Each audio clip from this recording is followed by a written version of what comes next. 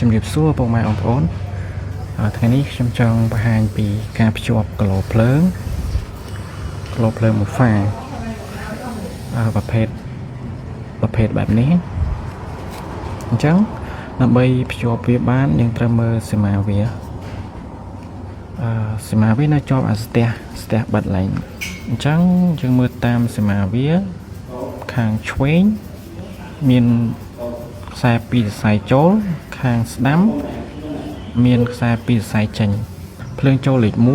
1ភ្លើងចេញលេខ3ហើយម៉ាស់ចូលលេខ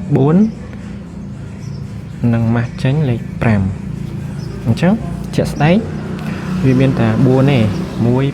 3 4អញ្ចឹងភ្លើងចូលជើងទី1ភ្លើងចេញទៅប្រើប្រាស់លេខ2ហើយម៉ាស់ចូលលេខ3ម៉ាស់ចេញទៅប្រើប្រាស់ហ្នឹងគឺលេខ4